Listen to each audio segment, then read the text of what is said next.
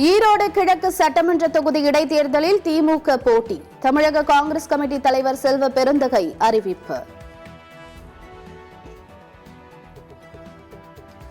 ஈரோடு கிழக்கு தொகுதி இடைத்தேர்தல் திமுக வேட்பாளர் யார்? சந்திரகுமார் அல்லது செந்தில்குமாருக்கு வாய்ப்பு வழங்கப்படலாம் என தகவல். எடப்பாடி பழனிசாமி தலைமையில் அதிமுக மாவட்ட செயலாளர்கள் கூட்டம் இன்று நடைபெறுகிறது. ஈரோடு கிழக்கு இடைத்தேர்தலில் அதிமுக போட்டியிடுவது குறித்து கூட்டத்தில் முக்கிய முடிவு.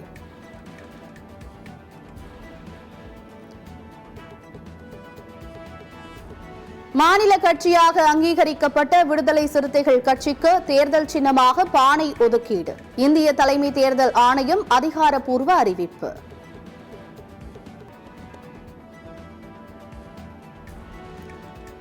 நாம் தமிழர் கட்சியை மாநில கட்சியாக அங்கீகரித்து தேர்தல் ஆணையம் அதிகாரப்பூர்வ அறிவிப்பு. நாம் தமிழர் கட்சி கோரிய உழுவு விவசாயி புலி சின்னங்களை ஒதுக்க தேர்தல் ஆணையம் மறுப்பு.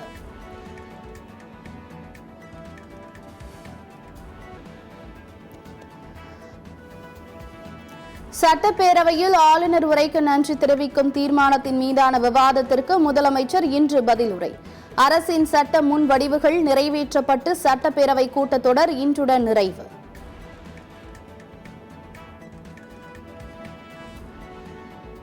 பொங்கல் தொடர் விடுமுறையொட்டி சென்னையிலிருந்து சொந்த ஊர்களுக்கு படையெடுத்த மக்கள் அதிக அளவில் சொந்த வாகனங்களில் சென்றதால் சென்னை புறநகர் பகுதிகளில் போக்குவரத்து நெரிசல்.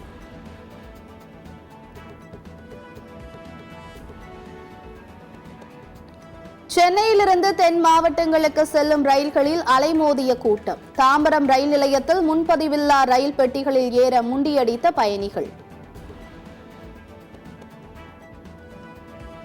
சென்னை எழும்பூரிலிருந்து மதுரைக்கு இன்று காலை 10:45 மணிக்கு முன்பதிவில்லா சிறப்பு ரயில் இயக்கம். சென்னையிலிருந்து திருநெல்வேலி செல்லும் சிறப்பு ரயில் இன்றிரவு 11:45 மணிக்கு புறப்படும் என அறிவிப்பு. பொங்கல் பண்டிகையை முன்னிட்டு புதுச்சேரியில் வரும் 16, 17ஆம் தேதிகளில் விடுமுறை அறிவிப்பு. விடுமுறையை ஈடு செய்ய பிப்ரவரி 1, 8 ஆகிய 2 சனிக்கிழமைகளும் வேலை நாளாக அறிவிப்பு. 2 ஸ்பேடெக்ஸ் செயற்கைக்கோள்களும் புவி வட்ட பாதையில் 1.5 கிலோமீட்டர் இடைவெளியில் உள்ளன. 2 செயற்கைக்கோள்களுக்கான இடைவெளி இன்று 500 மீட்டராக குறைக்கப்படும் என இஸ்ரோ அறிவிப்பு.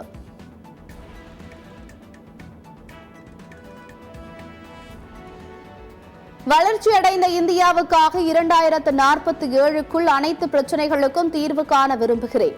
தானும் மனிதன்தான் என்பதால் தவறு செய்வது இயல்பு என பிரதமர் மோடி பேச்சு.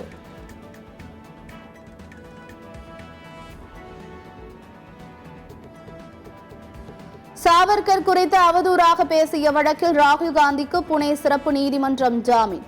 ராகுல் காந்தி விசாரணைக்கு நேரில் ஆஜராவதிலிருந்து விலக்கு அளித்தும் நீதிபதி உத்தரவு.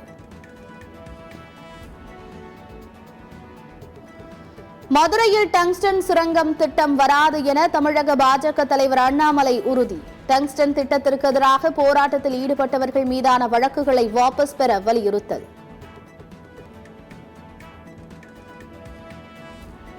தமிழக வெற்றிக் கழக நிர்வாகிகளுக்கான நெறிமுறைகள் வெளியீடு. நிர்வாகிகளின் பதவிக்காலம் 4 ஆண்டுகள் மட்டுமே என கட்சி தலைமை அறிவிப்பு.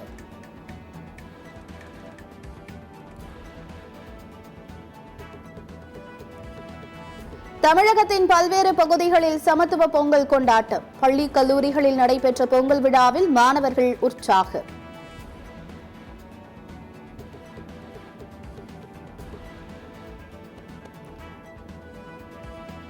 எதிர்க்கட்சியாக இருக்கும்போது 5000 கொடுக்க சொன்ன திமுக ஆட்சிக்கு வந்த பிறகு 500 ரூபாய் கூட கொடுக்க முடியவில்லையா? பொங்கல் தொகுப்புடன் பணம் வழங்காதது குறித்து தேமுதிக பொதுச் செயலாளர் பிரேமலதா விஜயகாந்த் கேள்வி.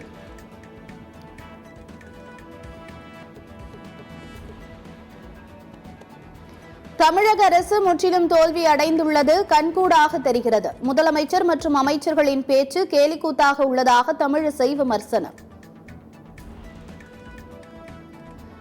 மயிலாடுதுறை அரசு மருத்துவமனையில் நர்சிங் கல்லூரி மாணவிக்கு பாலியல் தொல்லை. பயிற்சிக்கு வந்த மாணவியிடம் பாலியல் சீண்டலில் ஈடுபட்ட சுகாதார ஆய்வாளர் அதிரடி கைது.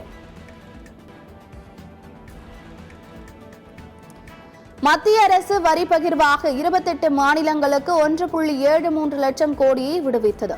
உத்தரப்பிரதேசத்திற்கு 31,000 கோடியும் தமிழ்நாட்டிற்கு 7,000 கோடியும் ஒதுக்கீடு. பணக்காரர்களுக்கு அதிக வரியும் ஏழைகளுக்கு குறைந்த வரியும் போடுங்கள். மதுரை வருமான வரித்துறை அலுவலக பொங்கல் விழாவில் நகைச்சுவை நடிகர் வடிவேலு பேச்சு.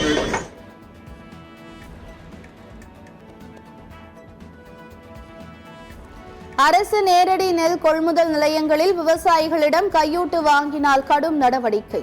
அரசு நெல் கொள்முதல் நிலைய ஊழியர்களுக்கு மயிலாடுதுறை மாவட்ட ஆட்சியர் எச்சரிக்கை.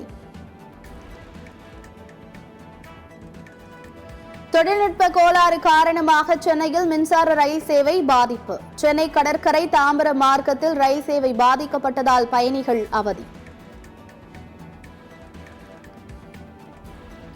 பலத்த காற்று காரணமாக பாதிக்கப்பட்ட சென்னை பலூன் திருவிழா. நீண்ட நேரம் காத்திருந்து ஏமாற்றத்துடன் திரும்பிய பார்வையாளர்கள்.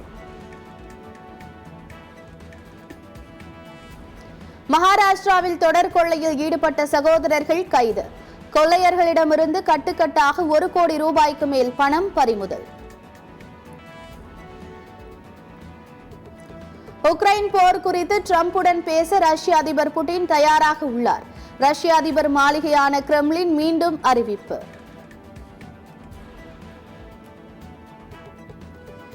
முதல் முறையாக சில்வர் நோட்டீஸ் வழங்கும் நடைமுறையை அறிமுகப்படுத்திய இன்டர்போல். குற்றவாளிகளால் வெளிநாடுகளில் பதுக்கி வைக்கப்பட்டுள்ள சட்டவிரோத சொத்துக்களை கண்டறிய நடவடிக்கை. மலேசிய ஓபன் பேட்மிண்டன் ஆடவர் இரட்டையர் காலிறுதியில் இந்திய ஜோடி வெற்றி. மலேசிய ஜோடியை நேர் செட்களில் வீழ்த்தி சாத்விக் சிராக் ஜோடி அரையிறுதிக்கு தகுதி.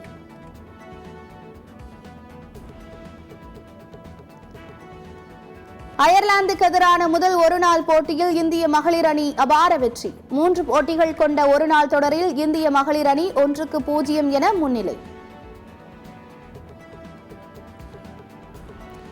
அடிலைட் டென்னிஸ் ஆடவர் இறுதிப் போட்டியில் ஆகர் ஆலிசைன் செபாஸ்டியன் கோர்டா இன்று பல பரீட்சை. மகளிர் ஒற்றையர் இறுதிப் போட்டியில் ஜெசிகா பெகுலா மேடிசன் கீஸ் இன்று மோதல்.